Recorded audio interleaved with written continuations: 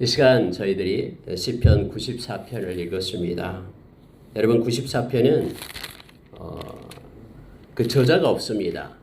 무명의 시인, 하나님을 섬기는 하나님의 백성이 하나님 앞에 자기의 마음과 또 자기의 생각을 쏟아놓으면서 진실하게 하나님 앞에 지금 기도하고 하나님의 공의와 정의를 요청하고 있는 그런 탄원시입니다. 여러분 시편은 150편으로 되어 있고요. 그 중에서 73편을 이렇게 다윗이 썼고 또 나머지 이제 아삽 또 고라 자손 그리고 여러 명 에단이니 또 솔로몬도 썼고요. 이런 시들을 다 합하고 나머지가 무명의 시인들이 쓴 게 바로 50편이 됩니다. 그 중에 이 94편이 이름 없이 빛도 없이 하나님을 섬기는 정말로 하나님을 사랑하는 사람들은 알지 못하지만 하나님과 자기의 마음을 토로하고 하나님의 그러한 정의와 공의를 요청하는 그러한 시가 바로 오늘 94편이 되는데요. 94편을 우리가 이 한 명의 시인과 우리의 마음을 합하여서 이 말씀을 우리가 묵상하게 되면 우리 가운데도 큰 은혜가 임한 줄 압니다. 여전히 하나님은 살아계시고 예나 지금이나 동일하시고 또 영원토록 하나님은 함께 하십니다.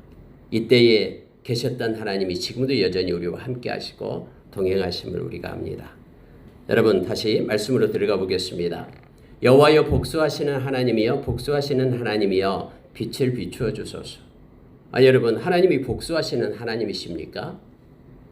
오늘 성경의 시인은 1절에 복수하시는 하나님에 대해서 우리에게 말을 하고 있습니다. 근데 여러분 우리가 신약에도 보면은 신약에 우리가 로마서 12장에서 19절 12장 19절부터 21절에 보면은 하나님은 우리의 원수를 갚아주시는 하나님으로 그렇게 등장을 하십니다. 그래서 원수 갚는 일은 우리의 몫이 아니라 하나님의 몫이다라고 성경 우리에게 말해주고 있죠. 하나님이 이 시간에 이렇게 시인의 마음 가운데 복수하시는 하나님, 정의를 행사하시고 공의를 행사하시는 하나님, 반드시 하나님은 무서우신 하나님 되시기 때문에요. 그냥 넘어가는 법이 없습니다. 어떤 죄악은 반드시 그 죄의 결과에 대해서 하나님의 심판하심을 성경 말해주고 있죠. 우리가 느헤미야서 9장 31절부터 33절의 말씀을 보면은 하나님을 나타낼 때에 긍휼이 많으신 하나님, 은혜가 많으신 하나님, 그리고 광대하신 하나님, 능하신 하나님, 무서우신 하나님. 하나님은 무서우신 하나님이셔요. 심판의 날에요. 이걸 알고 있던 바울은 고린도후서 5장 10절에서 그리스도의 심판 때를 얘기합니다. 우리가 이 세상이 끝나면 우리는 반드시 그리스도의 심판대 앞에 모두가 선다라고 얘기합니다. 그리고 하나님 앞에서 우리 주님 앞에서 결산하는 거예요. 그래서 그때 우리의 모든 그러한 행위에 대해서 무서운 심판이 있기 때문에 바울은 이걸 알기 때문에 그가 예수님을 만난 이후로 그가 죽을 때까지 그는 곁눈질하지 않고 좌우로 치우치지 않고 모두가 돌아와 생명 얻는 그러한 은혜 가운데 거하라고 외치면서 참수형 당할 때까지 그가 하나님의 말씀을 전하고 생명의 통로가 됐음을 우리는 너무나 잘 압니다.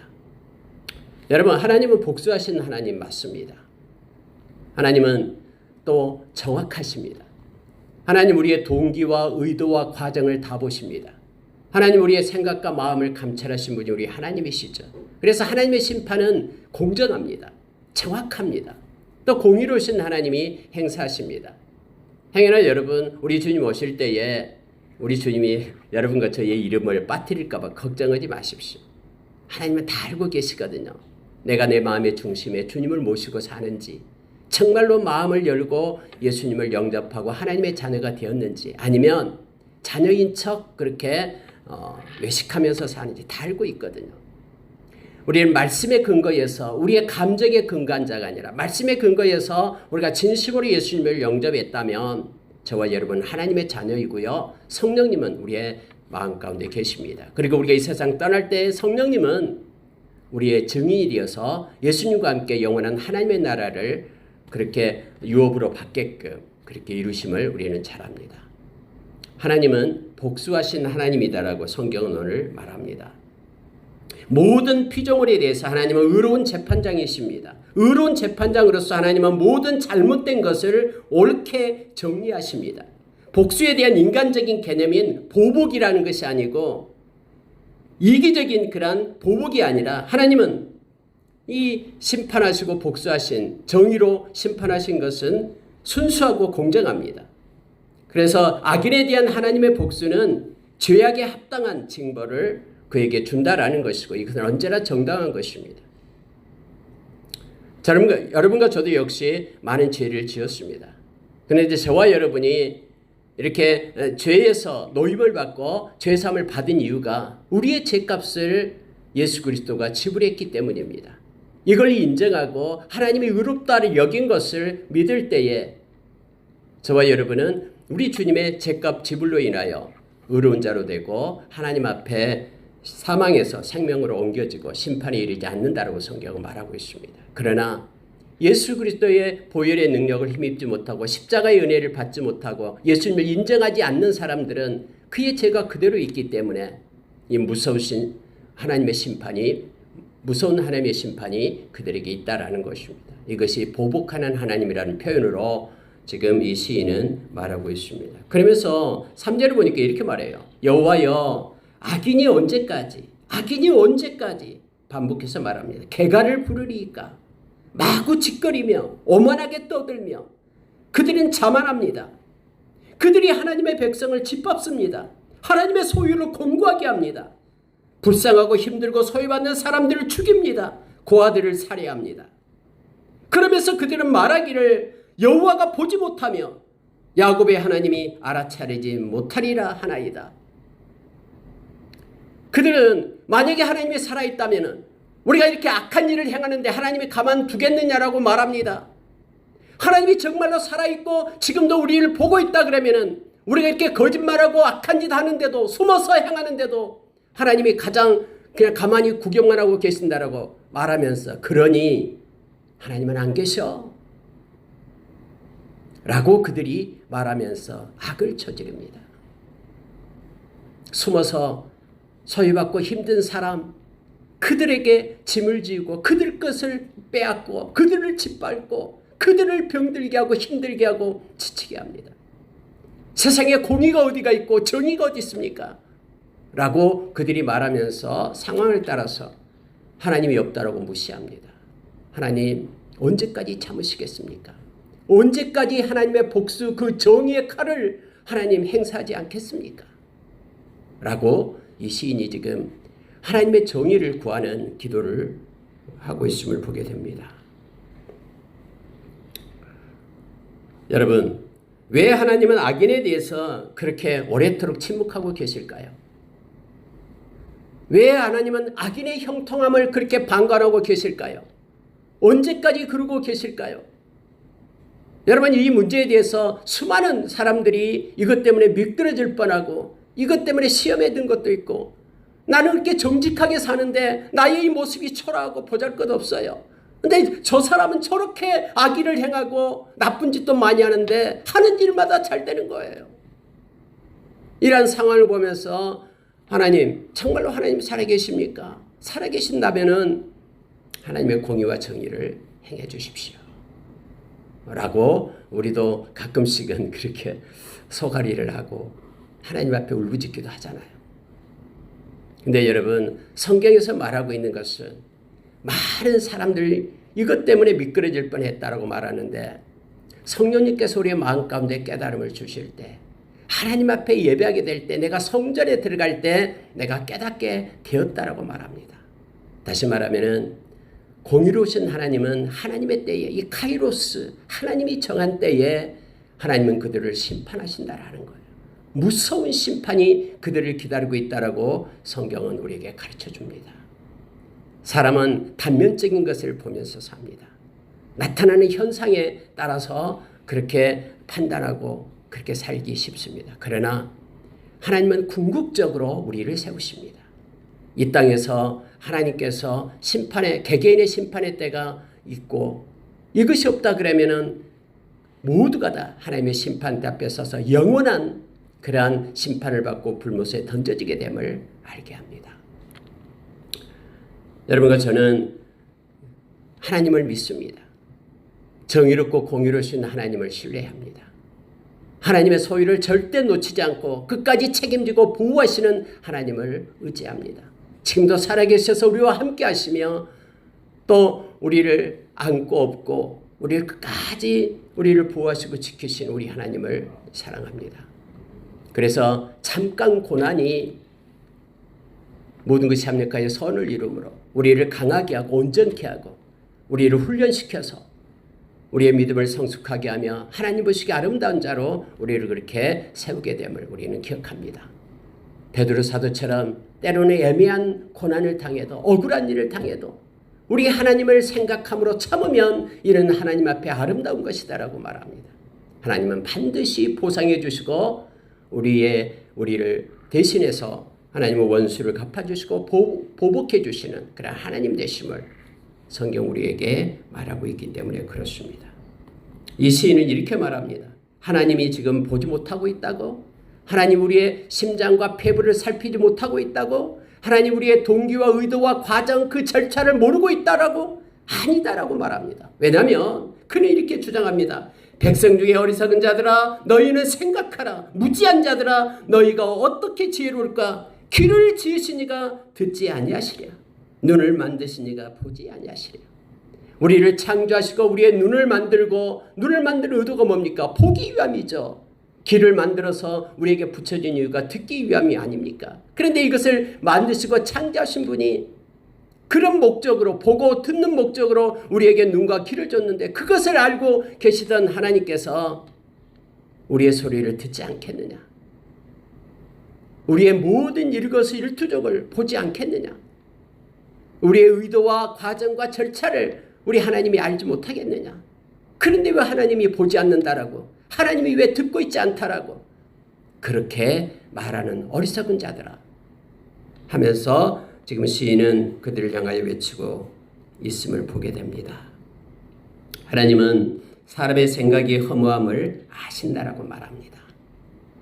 우리가 야고보서 4장에 보면은 우리가 계획을 짜죠. 잠깐 저 도시로 가서 내가 1년 동안 거기에 유하면서 이런 일 저런 일을 하면서 이익을 보리라. 이렇게 계획을 짭니다. 근데 하나님께서는 뭐라고 말씀하십니까? 하나님은 하나님의 계획을 알라라고 말합니다. 우리의 인생이 잠깐 있다가 없어지는 풀과 같다라고 그렇게 말하죠. 푸른 꽃과 같다라고 안개와 같다라고 한 번 내쉬는 이 호흡과 같다라고 말합니다. 생명은 하나님 것이기 때문에 하나님의 뜻이라면 내가 이것도 하고 저것도 하리라라고 말하라고 그렇게 야고보 선생님은 우리에게 말씀해 줍니다. 11절에서 여호와께서는 사람의 생각이 허무함을 아시느니라 라고 말합니다. 하나님은 우리의 생각대로 우리의 인생이 펼쳐지게끔 하지 않습니다. 하나님은 하나님의 뜻 가운데 하나님의 시계대로 우리의 인생이 움직이게끔 그렇게 하심을 우리가 기억하기를 원합니다. 그래서 여러분 12절 보십시오. 여호와여 주로부터 징벌을 받으며 주의 법으로 교훈하심을 받는 자가 복이 있나니. 이 말은 우리가 여러분 잘못된 길로 갈 때 사랑하는 자는 채찍을 들어서 이거 잘못된 길이라고 우리에게 가르쳐 줍니다. 주의 법으로 교훈을 받는 자가 복이 있다라고 말합니다. 주의 말씀을 따라서 살아가게끔 하는 자가 그래서 말씀으로 세워진 자가 복이 있다라고 말합니다. 세상에서 가장 불쌍한 사람은 내가 막 죄를 짓고 악한 일을 해도 막 잘 되는 거예요. 막 거짓말하고 뭐 세금 포탈하고 그렇게 악한 짓 속임을 가지고 막 흉악하게 나쁜 짓 음란하면서 막 그런 몰래 속임을 가지고 살아도 막 하는 일마다 잘 되는 거예요. 그 사람이 가장 불쌍한 자입니다. 왜냐하면 그 사람은 하나님께로 돌아올 이가 없고 그 사람에게는 하나님의 심판의 때가 준비되어 있으며 영원한 불못에 던져지기 때문에 그렇습니다. 그러나 내가 만약에 뭔가 잘못되고 거짓되고 그렇게 나쁜 마음으로 행하면은 하는 일마다 안 되는 거예요. 그런 사람은 오히려 복이 있습니다. 왜냐하면 그걸 가지고 깨닫고 하나님께로 돌아오라고 하나님께서 지금 사인을 보내고 있기 때문에 그렇습니다. 그래서 깨닫고 하나님께로 돌아온 자는 그가 복된 자입니다. 지금까지는 힘들게 지치게 살았지만 하나님 품에 안에 있을 때 이제 하나님께서 그를 안고 업고 세상 끝날까지 하나님께서 동행하시기 때문에 그렇습니다. 히브리서 13장 5절에서 내가 너희를 떠나지 않고 버리지 않겠다라고 약속했습니다. 예수님께서는 요한복음 6장 35절에서 그렇게 말했죠. 나에게 오는 자, 나는 생명의 떡이다. 나에게 오는 자는 결코 줄이지 않는다. 나를 믿는 자는 영원히 목마르지 않는다. 8장 12절에서 나는 세상의 빛이다. 그러니 나를 따르는 자는 절대로 어둠 가운데 있지 않는다. 생명의 빛을 얻게 될 것이다. 주님은 악한 것이 우리를 만지도 못하게끔 우리를 지켜주신다라고 요한일서 5장 18절에서 우리에게 가르쳐줍니다. 그러니 여러분 12절의 말씀처럼 여호와여 주로부터 징벌을 받으며 주의 법으로 교훈하심을 받는 자가 복이 있다라고 말합니다. 이런 사람에게는 환난 날을 피하게 하사, 환난 날이 바로 여기서 말하는 복수의 때입니다. 심판의 때를 얘기합니다. 이런 사람은 환난 날을 피하게 합니다. 그리고 악인을 위하여 구덩이를 팔 때까지, 그래서 악인들이 그 구덩이에 매장되고 영원한 심판에 떨어지기까지 이 사람에게는 하나님이 주시는 평안을 누리게 하신다라고 말합니다. 여러분 요한복음 14장 27절에서 하나님의 백성에게는 세상이 알지 못하는 평안을 준다라고 말합니다. 아무리 세상이 요동하고 그렇게 위협하고 그래서 두려움과 공포 속에 있다고 해도 주 안에 있는 이들에게는 하나님이 지켜주기 때문에 세상이 알지 못하는 평안을 가지고 살게 됩니다. 그래서 여러분 진심으로 살아계신 주님을 믿는 이들에게는 두 가지 것이 있다고 제가 누차 강조하죠. 마음에는 평안이 있습니다. 어떤 상황 가운데 있어도 폭포수가 쏟아지는 그런 굉음 가운데 있다고 해도 폭포수 옆에 있는 둥지에 있는 아기 새는 엄마 품에서 새끈새끈 잠을 자는 평안을 얻게 되는 것. 우리 주님께서 그렇게 말씀했죠. 빌립보서 4장 6절에서 아무것도 염려하지 마라. 모든 일에 기도와 간구로 너희 구할 것을 감사함으로 주께 아뢰라 라고 말합니다. 그래야면 모든 지각에 대한 하나님의 평강이 우리의 생각과 마음을 지켜주겠다라고. 하나님의 그리스도 예수 안에서 우리의 마음과 생각을 하나님의 평강이 지켜주겠다라고 말씀하십니다. 또 하나는 정직한 것입니다. 정직은 살아계신 하나님과 동행한다라는 징표입니다. 아무도 없고 혼자 있을 때에도 정직합니다. 많은 무리 가운데 있어도 부안해동하지 않고 하나님이 내 앞에 모심이여 다이처럼. 그래서 우리는 정직하게 살아갑니다. 그래서 하나님은 정직한 자를 너무너무 기뻐하십니다. 때로는 정직해서 손해를 보더라도 그건 하나님께서 다 보상해 주십니다. 뿐만 아니라 그래서 삶 가운데 우리가 정직한 자 그리고 마음의 평안을 가지고 사는 자가 오늘날 크리스천 하나님의 백성이고 예수의 제자임을 우리가 기억하기를 원합니다. 자 여러분 15절이 이렇게 말하고 있어요. 14절을 보십시오. 여호와께서는 자기 백성을 버리지 아니하시며 자기의 소유를 외면하지 아니하시리로다. 저와 여러분은 우리 하나님께서 불렀잖아요. 이사야서 43장에서 세상의 많은 사람들 중에서 우리를 지명하여 불렀어요. 너는 내 것이다. 하나님의 소유를 삼았어요. 하나님의 손에서 우리를 뺏어갈 자가 누가 있겠습니까? 하나님을 이길 자가 아무도 없기 때문에 그렇습니다. 우리 안에 계시는 성령님은 세상에 있는 악한 자보다 더 크시다라고 요한일서 4장 4절에서 우리에게 가르쳐 주십니다. 그래서 여러분 자기 백성 버리지 않습니다. 왜냐하면 자기 아들을 우리 대신 죗값으로 지불하고 죽이시고 우리를 살리신 분이 우리 하나님이시잖아요. 자기의 소유를 외면하지 않습니다. 심판이 의로 돌아가리니 마음이 정직한 자가 다 따르리로다 해서 하나님 앞에서 정직하고 하나님의 백성된 자, 평안을 가진 자, 하나님의 의를 힘있는 자가 바로 세상은 심판하지만은 하나님을 따르는 자로 그렇게 세워지게 됨을 알게 합니다. 여러분 17절 보세요. 여호와께서 내게 도움이 되지 아니하셨다면 내 영혼이 벌써 침묵 속에 잠겼으리로다. 여호와여 나의 발이 미끄러진다라고 말할 때에 주의 인자심이 나를 붙드셨사오며 내 속에 근심이 많을 때에 주의 위안이 내 영혼을 즐겁게 하시나이다. 하나님의 백성의 모습임을 말하고 있습니다. 하나님께서는 우리에게 도움을 주십니다. 하나님께 기도하고 하나님께 간구하고 하나님의 도움을 요청하신 그를 하나님이 너무너무 기뻐하시고요. 하나님의 영광 받으신다라고 성경은 말해주고 있죠.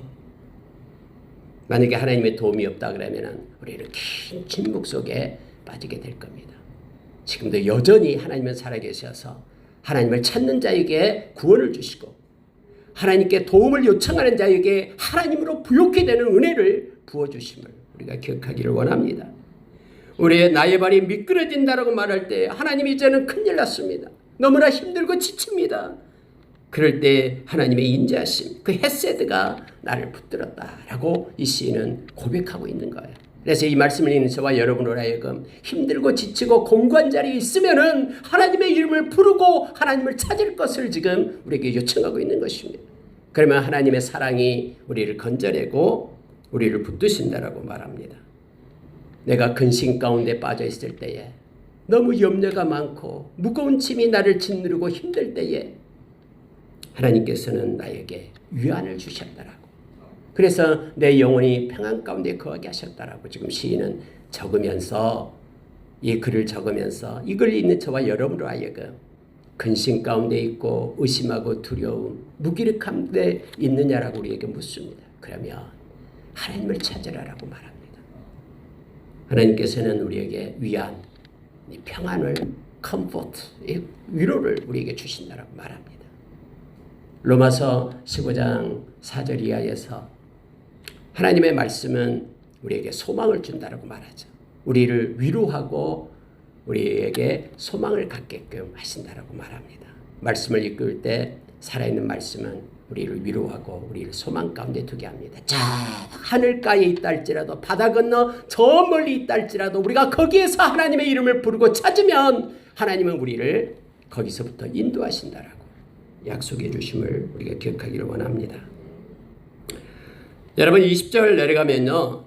율례를 빙자하고 재난을 꾸미는 악한 재판장이 어찌 주와 어울리리까. 여러분 악한 재판장이 나와요. 이것은 세상의 권세를 상징하고 있는데요. 타락한 재판관을 얘기하고 있습니다. 여러분 세상에 많은 이렇게 리더들도 있어요. 근데 여러분 세상의 리더들 중에도요, 이 타락한 리더가 있습니다. 정직이 없고 공의가 없는, 정의를 향하지 않는, 자기의 불의를 향하면서 자기의 사욕을 챙기는 악한 자들이 있어요. 여러분 그럴 때 우리는 어떻게 해야 되는가에 대해서 성경은 말합니다. 어찌 주와 어울리리까 이렇게 말하고 있죠. 자, 우리는 때로는 악한 그런 세상 가운데 있게 됐을 때 우리의 문제를 하나님께 가져가야 됩니다. 시인처럼 하나님 앞에 이렇게 기도를 해야 됩니다. 만약에 악한 일이 세상에 있다 그러면은 이것을 우리가 복수하고 우리가 나가서 정리할 수 있는 힘이 없어요. 저와 여러분에게는. 따라서 하나님의 공의를 구해야 됨을 성경은 우리에게 가르쳐 줍니다. 그러나 악한 그런 재판장이 아닐진대는 하나님께서 세우신 권세 앞에 우리는 순종을 해야 됩니다. 그래서 사회의 질서를 유지하는 하나님께 나와야 되고요. 그걸 따라야 됩니다. 어떤 사람은 나라에 세금을 내지 않겠대요. 자기는 하나님 앞에만 복종하고 순종하기 때문에 나라의 정부에게는 복종하지 않겠다라고 순종하지 않겠다라고 이건 잘못된 것입니다. 근데 만약에 나라의 그런 정부가 우리를 하나님을 믿지 못하게 하고 죄를 짓게 만들고 거역하게 한다 그러면 당연히 우리는 하나님 앞에 하나님의 법과 충돌할 때 하나님을 따라야죠. 하나님의 백성이니까, 하나님의 자녀니까. 빌라도가 예수님께 그렇게 말했죠. 나에게 말해라. 내가 너를 살릴 권세도 있고 죽일 권세도 있다라고 말하니까 예수님께서 그렇게 말씀했죠. 빌라도를 향해서 그거 하나님이 주신 것이다 라고 말하고 있습니다. 때로는 악한 재판장이 있고요. 또 우리가 회사에서 생활할 때 보면 또 악덕 그런 사장들도 있잖아요. 막 괴롭히는, 사치스럽게 하면서 괴롭히는 그런 사장들도 있어요. 그럴 때 어떻게 할 건가? 성경에 다 나와 있습니다. 말씀에서요. 비록 그가 악할지라도 끝나고 악한다고 해서 너가 그를 향해 복수를 하고 너도 걔가 나쁜 짓 하니까 나도 나쁜 짓 하면서 악한 방법으로 악을 악으로 이기고 이렇게 하지 말라고 그랬잖아요. 선으로 악을 이기다라고 우리에게 그렇게 말씀해 주고 있죠. 나는 진실되게 정직하게 행할 것을 말하고 있습니다. 주인이 약하니까 사원들이 주인 없을 때는 그냥 일도 하지 않고 그래 성실하지 않고 그렇게 하지 말라라고 얘기합니다. 여러분 우리가 중요한 게 하나 있는데요. 우리가 정직하고 성실하게 행할 때에는 그 악한 그런 사장으로부터 그가 갑자기 하루 날 이렇게 핵 바꿔져 가지고 우리에게 잘해주고 그거 아니에요. 성경이 그렇게 말하고 있지 않습니다. 하나님의 방법으로 우리에게 보상해 주시고요. 그 악한 자는 악한 방법대로 하나님이 오늘처럼 심판하게 됨을 알게 합니다. 그래서 여러분 우리가 어떤 상황에 있든 어떤 환경에 있든 우리는 내가 짓는 죄에 대해서 핑계를 대서는 안 됩니다. 내가 주님 앞에 기도하고 주님이 주신 올곧고 정직함으로 우리가 살아야 됩니다. 그러면 하나님은 하나님의 방법으로 하나님의 백성을 보호하시고 지키시고 인도하십니다. 악한 재판장이 있어요. 그는 주님과 어울리지 않는 자예요. 근데 여러분 22절 보십시오. 여호와는 나의 요새이시요 나의 하나님은 내가 피할 반석이시라. 자 21절 보니까 그 악한 재판장이 그들이 모여 의인의 영혼을 치려하며 무지한 자를 정죄하여 피를 흘리려 하나 막 그들이 막 정직하고 하나님의 백성들을 괴롭히고 힘들게 해요. 그러나 그럴 때 여호와는 나의 요새가 되시고 나의 하나님은 내가 피할 반석이다라고 얘기합니다. 하나님을 찾으십시오. 어떻게 피합니까? 기도로 피하는 거예요. 어떻게 하나님이 나의 반석 되심을 내가 압니까? 하나님 앞에 기도로 나오는 거예요. 히브리서 4장 16절의 말씀처럼 긍휼을 베푸시는 하나님의 보좌로 나가야 돼요. 때를 따라 은혜를 주시는 그 은혜를 힘입어야 돼요. 그래야지만 우리가 견뎌내고 피할 수 있고 또 하나님의 보호하심을 받을 수 있죠. 하나님의 이름을 불러야지만이 우리는 하나님으로부터 도움을 받고 또 구원을 얻게 됨을 성경은 말합니다. 기도는 하나님이 우리에게 주신 가장 큰 선물입니다. 기도는 의무가 아니에요. 기도는 우리의 권리예요. 그래서 하나님 앞에 나와 기도하는 것은 우리가 이 땅에서 행해야 될 최고의 가치이고 가장 아름다운 일이며 또 우리에게 가장 큰 유익한 일임을 우리가 기억하기를 원합니다. 여러분 일하면서도 기도하십시오. 길거리 가면서도 주의 이름을 부르십시오. 그리고 여러분 안에 임재해 계시는 성령님께 요청하십시오. 짧은 순간에도 주님의 이름을 찾고 주님을 도와달라고 주님의 손을 구하십시오. 주님은 외면하지 않고 주님께 의탁하고 의지하고 맡기는 이들을 보호하시고 지키시고 주님이 행하시기 시작하십니다. 23절 보고 마치겠습니다. 그들의 죄악을 그들에게로 되돌리시며 그들의 악으로 말미암아 그들을 끊으시리니 여호와 우리 하나님의 그들을 끊으시리로다 하면서 이제 94편을 마치게 되는데요. 마지막에 여러분 이게 영적 원리죠. 시작하는 이는 반드시 그것을 얻게 됩니다. 왜냐하면 그게 시작하는 이로 돌아가기 때문에 그래요. 남을 위하여 저주하는 자는 자기가 했던 그 저주를 자기가 받게 돼요. 남을 위하여 웅덩이를 파고 함정을 팠던 그는 그 웅덩이와 함정이 자기 것이 되는 거예요. 그게 올무가 되어 자기가 갇히게 되는 거예요. 그래서 성경은 우리로 하여금 하나님의 백성들은 축복을 선포하라고 얘기하죠. 민수기서 6장 24절에서 27절 제사장들에게 그렇게 말합니다. 하나님의 지키심과 하나님의 은혜와 하나님의 평강을 구해라라고 얘기합니다. 예수님도 12명의 제자를 파송할 때, 또 70명의 제자들을 파송할 때 너는 그 도시에 들어가서 평안을 빌려라고 말합니다. 평안이 그들에게 맞으면, 받을 만하면 그들에게 임할 것이고, 그렇지 않으면 너가 빈 평안이 너에게로 돌아올 것이다라고 말합니다. 구약의 시편의 곳곳에서 그들의 죄악이 그들에게로 되돌리시며 돌아간다라고 말합니다. 우리가 황금률이라고 말하는 게 있죠. 황금률. 예수님께서 산상수훈에서 우리에게 가르쳐 준 것이 있습니다. 받고 싶거든 대접하라 라고 말씀하신 것이죠. 여러분, 하나님을 의지하고 하나님께 행할 때 많은 축복을 하고 기도 가운데도 많은 축복 기도를 하십시오. 기도하는 자에게로 그 축복이 돌아옵니다. 평안을 비십시오. 또 섬기고 도와주십시오. 사랑하십시오. 그러면은 나에게서 나간 것이 나에게로 돌아옵니다. 전도서에서 너의 가진 빵을 흐르는 물에 던져라. 아니, 흐르는 물에 던지면 빵이 다 흘러가서 가버리고 없잖아요. 근데 몇 날이 못되어 도로 찾으리라 라고 말합니다. 하나님이 함께 하시기 때문에 이와 같은 것들이 이루어집니다. 주 안에 있기 때문에. 말씀을 마치겠습니다. 여러분, 이 시인은 지금 상황을 보면서 너무 힘든 거예요. 세상이 악이 창궐하고 의인들이 피해를 보고 악한 자들이 득세하고 또 그런 악인의 풍성함이 곳곳에 있고, 그래서 하나님의 공의가 어딨냐라고 하나님 앞에 요청하고 있는 것이에요. 근데 하나님께 기도하기 시작하면 하나님이 가르쳐 주셔요. 우리의 마음에 있는 원통함도 풀어주십니다. 그리고 하나님의 때에 우리가 이해되지 않지만 하나님의 때에 하나님을 의지하고 있으면 깨닫게 해주십니다.